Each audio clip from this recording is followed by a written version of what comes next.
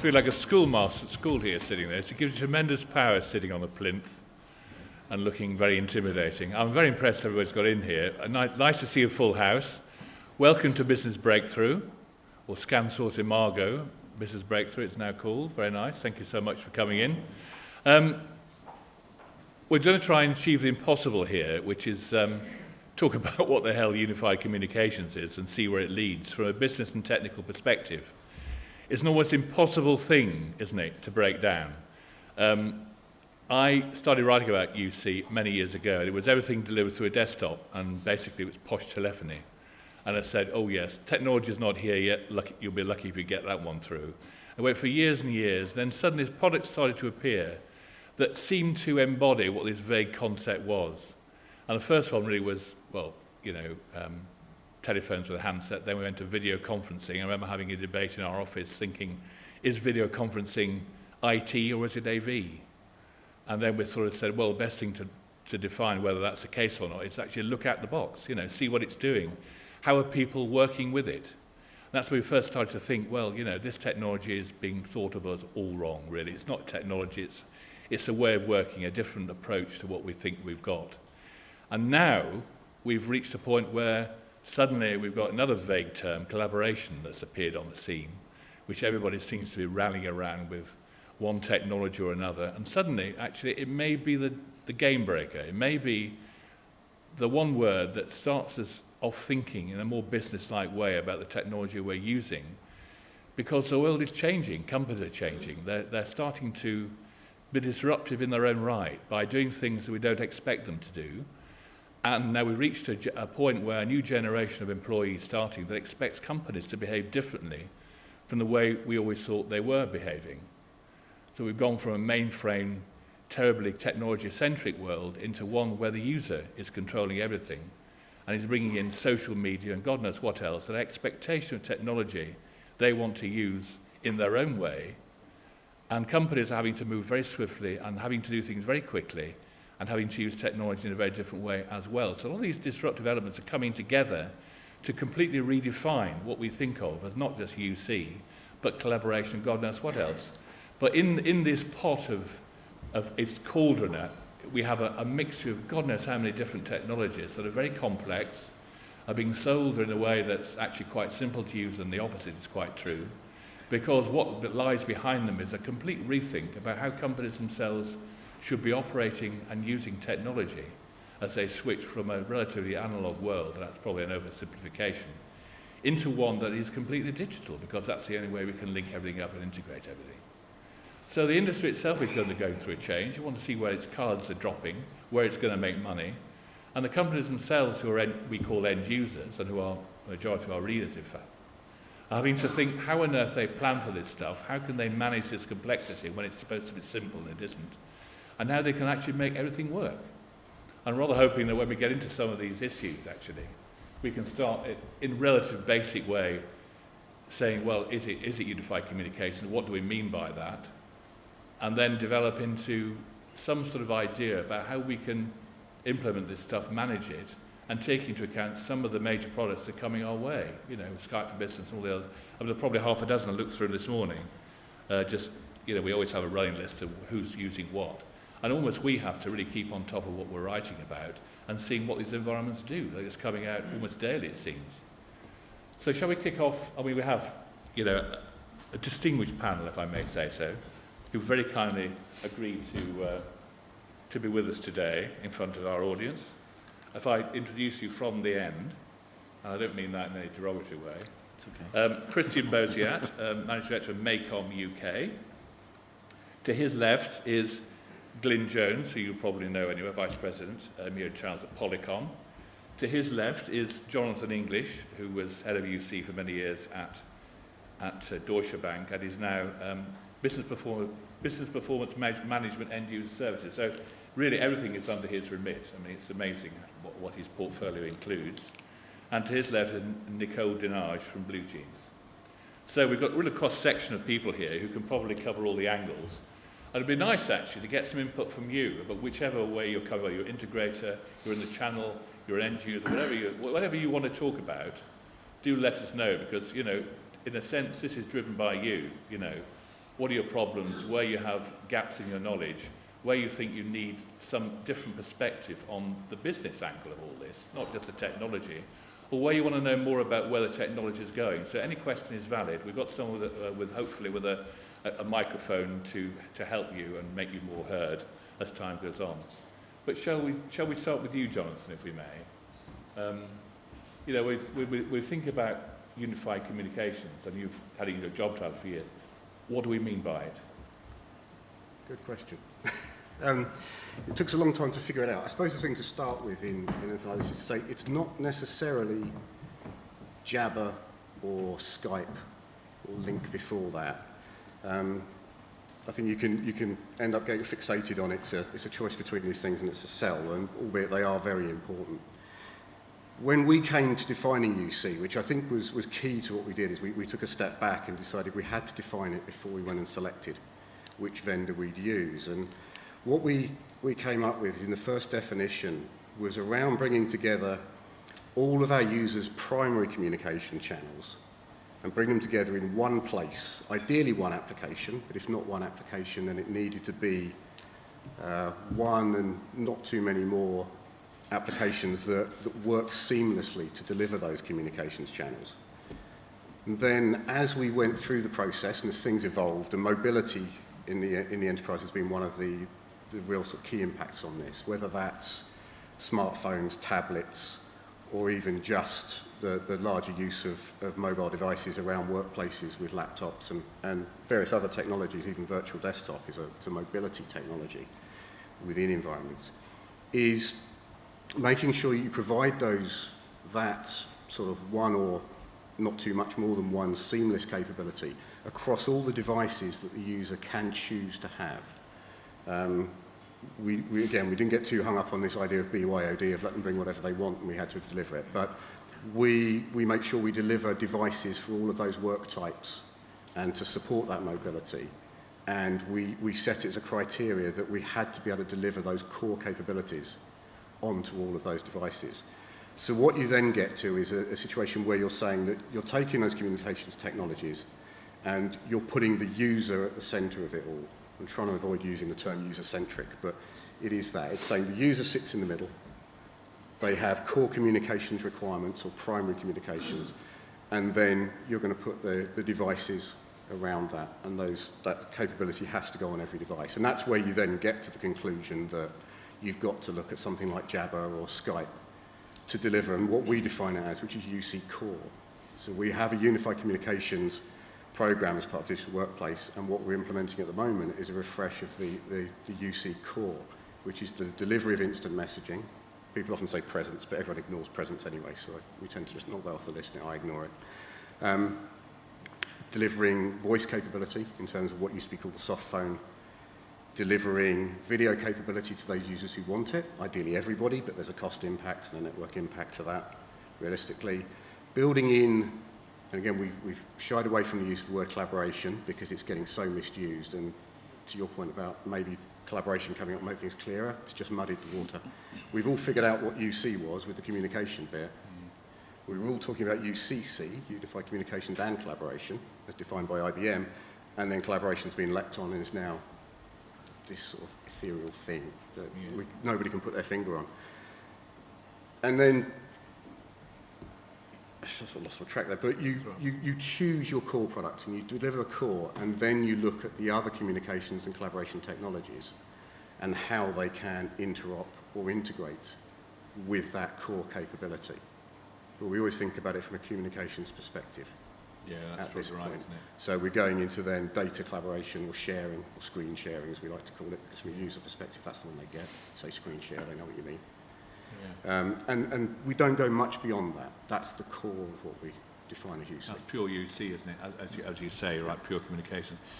Christian, you're involved, you've got a large UC project on at the moment, haven't you? Is that a similar approach? Yeah, I think what Jonathan nice said... to hear core you see that, really. That's pretty pure, isn't it? So. Yeah, and essentially I think what Jonathan said at the very beginning is absolutely true. If you're asking what the question, what is UC, it's essentially tools that a company provides its workers to improve their productivity and their communication between them. So it's a fairly simple thing. It's actually how you get to define what that is for each individual company that's actually fairly difficult, because everybody's got different needs and requirements. So, and that's based around the people and process. So to get, before you even start to do that, it's looking at your processes, looking at how you, and what services your teams need to be able to improve their productivity. And that's basically the core of it.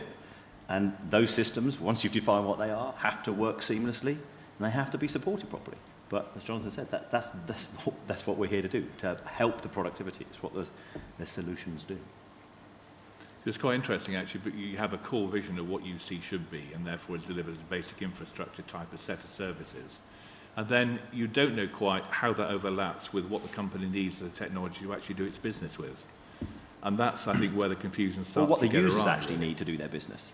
So actually look at what they're actually doing, and we can provide all sorts of platforms, but if that platform doesn't provide them with a service that they need, then it's not going to meet the needs of the users. So it's not unified. It's not giving them what they want to do. It's this unification aspect of it, isn't it, that you think is actually quite difficult to deliver. Yeah, I mean, this is why we try to simplify it. To Christian's point about, what is it that will drive productivity? What will do? We started with the core because we knew that instant messaging was a huge part of the way people worked. We knew people used their phones all the time, huge usage again. The video side of it, we've got a pretty significant video deployment, sort of 15,000 desktop even prior to this. What we called UC0 was, that all of these things were delivered to a Windows desktop, all unified in some way. And the same with the sort of the data collaboration or the web conferencing, as it was known. So you've got to start with a known, because if you start, you can get very wrapped up in this. How are you going to deliver this increased productivity to people, especially with such a diverse business as Deutsche Bank, where it's divided into 4 separate businesses, all which then have sub-businesses in it. You can spend forever understanding how that's going to increase productivity, and you can get into this, well, I can save somebody moving from IM to a phone call, and I can save me this many seconds in doing. I think I saw a case study that some company had done with this, and therefore that equates this many seconds, this many minutes, this many hours, and suddenly we've made a saving of X per year, which is just total nonsense, because those people haven't been more productive in that time necessarily. So with that sort of the concept of the business case for UC, that's why we chose to focus on the core communications channels that we use today, and we provided a convenience and a potential productivity benefit to people, but we looked at how that unification or that consolidation actually drove savings in the platforms that we put out. We looked at the channels we had. We started off with, I think it was 13 distinct platforms that delivered on all of those core channels, and we then drove that down into no more than 3. Yes. With Skype, or originally Jabber, but then we decided to switch to Skype instead, being the primary one of those, and then there were the sort of 2 peripheral that brought us down. And the cost savings impact to us as an organisation is huge if we get that right, by consolidating infrastructure, consolidating our support organisation. I remember last time we had a chat about this was I'd come from a world basically where you did an evaluation of what you thought your user base needed, and therefore then you budgeted it accordingly. Now your approach has been to give them what they need, and if they don't use it, we'll take it away from them almost. I think we had that sort of thing, which is a completely different idea. The concept of a consumption-based model. Yeah. Very difficult to do in an enterprise when you implement it yourself. I was going to say, yeah. You can do it. How common is that? Is that quite a widely? The large organisations I know are all, we're probably slightly behind the curve on doing that. We've had times when we've done it, we've drawn back from it, and companies, depending on, it often depends on the accountants at the end of the day as to how they want to treat certain costs. But the businesses themselves are always wanting that consumption-based, because they are driven by a P&L essentially. So they want to look at that. They want to look at the value to them against their own P&L, and us providing them a consumption model is the only way that they can do that, and hence the fact that we do certain deals that allow us to do that, like 10-year outsource of our data centres to give us essentially a private cloud environment. Yeah. And we then buy back on consumption from HP. That's one of the biggest enablers of us being able to do that. Glynn, IP telephony really, but a UC for you, is it at the moment, or I think, I'm oversimplifying it? No, it's not oversimplifying, but I think Jonathan's very eloquently described what happens in the large enterprise environments, and I think not everybody's in that space. So if you strip it back and look at UC, I think there are a couple of foundation points. I think one of them clearly is IM or presence. The next one's probably telephony. And I think for a lot of organisations which are not large enterprises. It's how you build on top of that foundation to deliver this UC environment. And it's modular. It does, from presence and IM, do you go to voice? Click to dial. Do you start to include video? Do you start to include data collaboration? I mean, those sorts of things are very, very important from an application perspective and from trying to understand what the user actually wants. But again, just strip it back and look at unified collaboration or unified communications as a foundation for developing efficient, for developing productive environments in an end customer environment. Again, strip back to small, medium businesses. Look, sort of 10, 15, 20 people organizations, they probably don't need video. They possibly don't need data collaboration. They almost certainly need voice. So for them, UC could be just the platform of potentially presence, but also voice as well. Everyone needs telephony, even today. But I wouldn't strip it back just to telephony, but just say there's a foundation for this, and it's a modular building block to design how you want your organization to be using unified communications to deliver productive and effective business practices. So it's got to be application dependent and customer environment dependent rather than technology dependent. Because that's one of the questions. How far down does UC go? How small does the business have to be? I mean, are smaller businesses actually probably performing better on this than larger ones are, because they're quicker, they're more responsive, they're using personal technologies, they're more familiar with stuff, are they? How long's a piece of string is almost that question. Yes. I don't really know the answer, but I do know that my son-in-law's got a small printing business, and if I said unified communications to him, he'd think I was talking double Dutch. I mean, it just doesn't apply to his environment. So you recognise that. But slightly larger organisations, telephony is the key. The key tenet of what they need as a business productivity tool is telephony, and of course email, of course, is part of that as well. But think of call centre environments as well.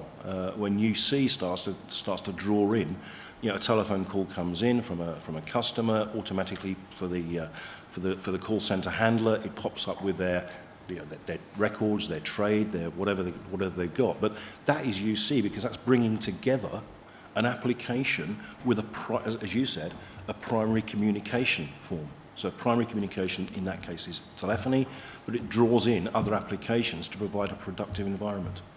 So I think we've got to think about this as a horses for courses, application dependent for the enterprise itself or the business itself, or potentially personas or organizations within that business.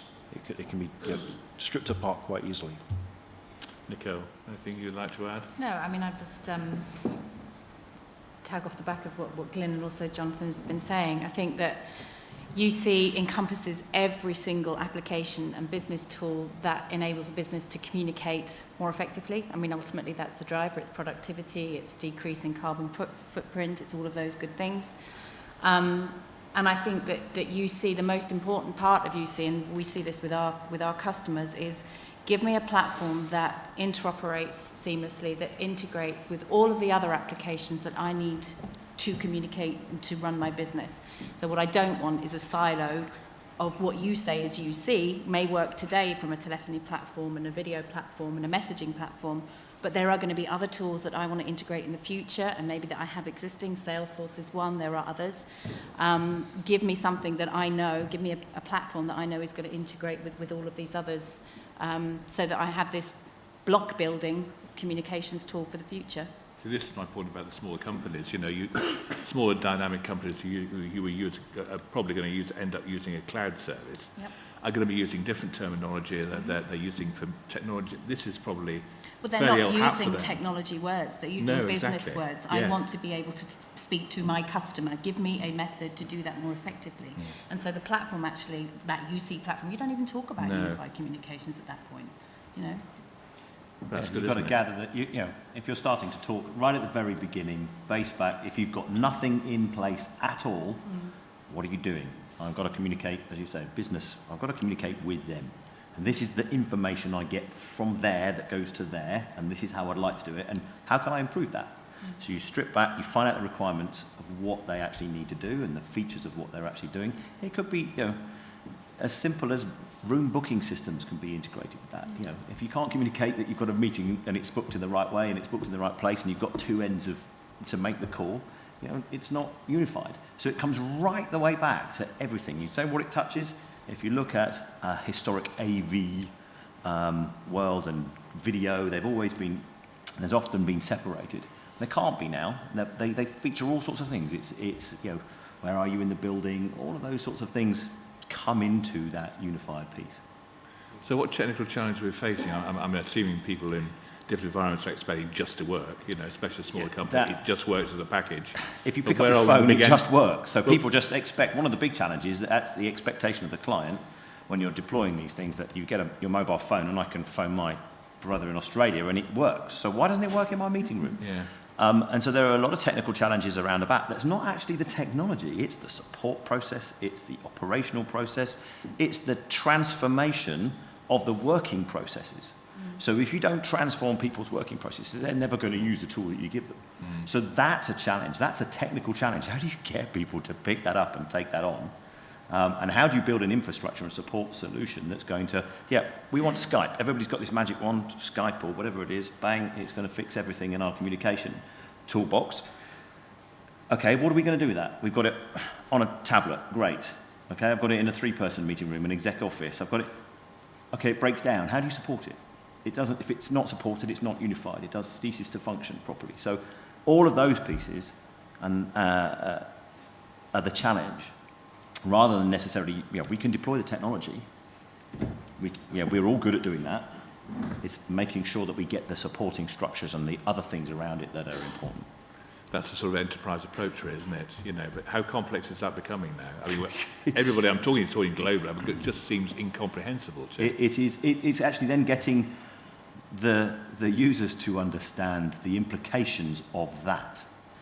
And if you're trying to go from a small few tens of video units to deploy across a 100,000 employee business and go, right, well, we'll improve our video. Okay, that might be another 5,000 units that you've got to deliver over the next 5 years. That's an inordinate budget and a massive amount of people to deliver it. You've got to design it, you've got to procure it, you've got to source it, you've got to get it there, you've got to get the message out to the client. I mean, it's not just about the technology piece. We could sit here and say, I've selected Skype and that's great, brilliant. Okay, what does that mean to your business? How's it going to affect you to roll it out? What's the team going to be there to support it? Just as a curiosity thing, is anybody in this room actually going through this process at the moment, looking at planning or having a UC strategy or planning UC communications anyway, at whatever stage you may be at all? Are you familiar with, are you well into the process? Are you selling it? I mean, anybody at all, any end users here? No. Right, so you're all in the industry, basically. Okay. Interesting that, isn't it? I think some of the challenges that we certainly see from our customers as far as technical challenges are, how do we move this stuff to the cloud? Because when you talk about implementing 5,000 more video systems and Skype for Business and integration into all these different platforms, you really are talking about whether it's hosted or on-prem, you're talking about a cloud solution. So that, how do we move people to the cloud and how do we deploy, how do we support is one of those challenges. I think bandwidth is still another, not necessarily within that network, but we've got breakout to internet because we're in the cloud. How do we manage that? And I think also the introduction of mobility, as you were talking about earlier, everybody is out of the office. How do I manage that? How do I deploy that?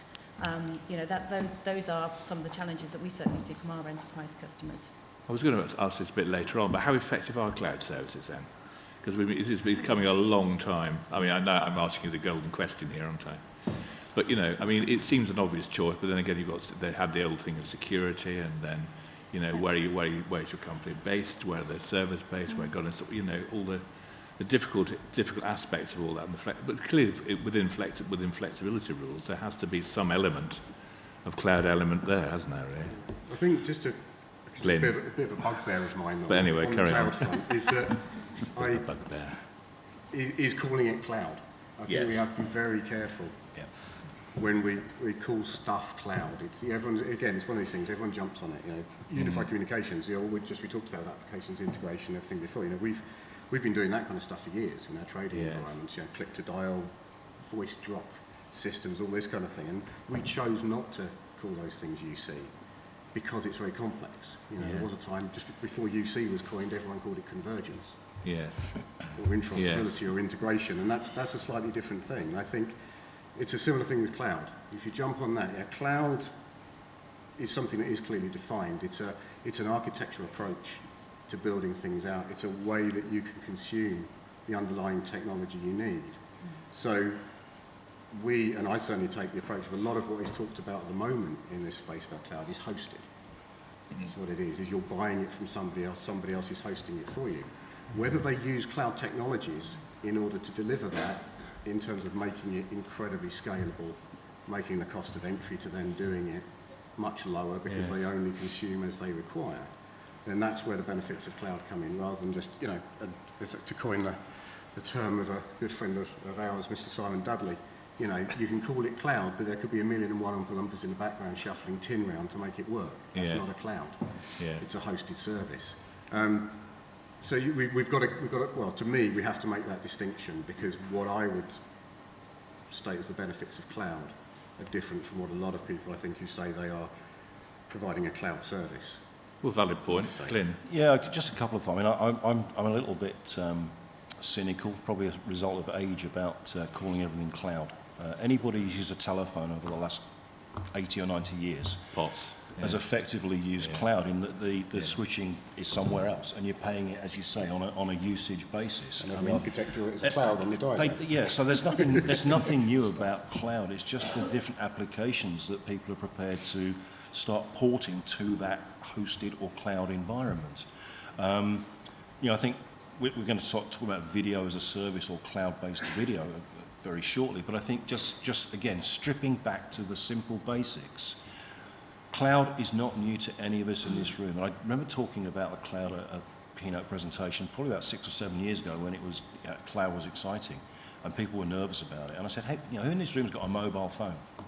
Who in this room uses cloud services? Just a couple. Who in the room's got a mobile phone? And of course everybody got their hands up. I said, do you not recognise that you're effectively using somebody else's fabric to support your communications? That cloud hosted, whatever. Now, if you look at it again from the voice perspective, apart from Skype for Business in terms of telephony, the only significant growth area for telephony is in hosted IP voice services. Okay, the on-prem is kind of probably static or declining, but organisations are looking for hosted / cloud services. Again, pay for usage, and somebody else is managing the infrastructure. Certain geographies, certainly around Europe, there are some concerns about security in that type of environment, and there are also some cultures that want to hold everything under their own control and in their own domain. But I think what we're seeing more and more is a communications environment where individuals and end customers are prepared and becoming more prepared to use a mixture of both hosted or cloud services, as well as managing some of it for themselves as well. And I think, drive back to what I said in the earlier thing, whichever way you're going in this communications environment, it's got to be user and application driven. And those of us who are vendors are effectively applications and user enablers for this collaboration environment. How clear is it for the users, though, to decide which approach you should be taking? Is there a sort of a path that's clear for them to follow, or is it complicated? As a consultant... There you go, Christian. There you go. It's a classic question for us. Thank you very much. It is really quite challenging, even for some of the largest companies that you can think of. We're helping several at the moment, because it is trying to see through what it actually is. What does it mean to them? And it pulls in so many different skill sets across different areas, that actually trying to think you can do it internally it is a real challenge. You don't necessarily have the ability or the time to be able to go out and employ those people yourself. Headcount's always under pressure. So actually having a team of people that can help you independently through through the challenges you're going to face, whether it be looking at your base services, the core of the system, hosted, on-prem, the decisions and the implications that has to your business, and also helping with the other processes of transformation, the strategy and the support pieces that I've talked about. Yeah, it is a real challenge for a lot of companies, irrespective of their size, to be able to do that internally. I mean, here's my problem with all this, I have to say. Can I just, that's what I mean, and again, I appreciate that in the wider world, but I keep dragging it back to this smaller environment. If I'm managing a business with 8, 10, 12, 15 people and I want telephony services, I'm not likely these days to go to my local telecoms reseller, invest in a piece of equipment that sits in a cabinet somewhere, hopefully somebody can manage it for me, when I can go to another provider who can just provide me on a monthly basis for 20, 30 pounds, whatever it is, plus usage, telephones on my desk. If I was an end customer, that's exactly what I'd do. Because it's simple. Somebody else is managing it. I've got predictable costs, and it's OPEX rather than CAPEX. So that's the way I would go. But how For do a you know larger that, organisation, how do you know that that's what you want?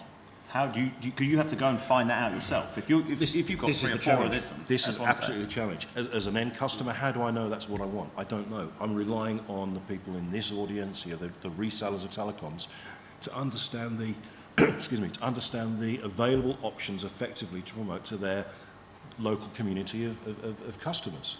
But that's where it comes back down to the business challenges. Tell me what your business challenge is, and I'll come in and tell you what you need. Yeah. And I think from our perspective, whatever cloud service you choose, the most important thing is that you have a consistent user interface, whether I'm calling from my mobile, whether I'm calling from my room systems, wherever I am in the world, whatever network, it has to be consistent, it has to be ubiquitous.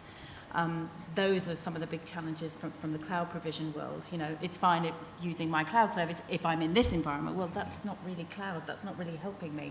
I have to have this consistent user interface to be able to communicate wherever I am. Fantastic. Are we done? Thank you so much, everybody. Thank you, and thank you very much for coming in. I was impressed by the way you came in so uniformly in there. That's fantastic. So it was very of use to you. Thank you.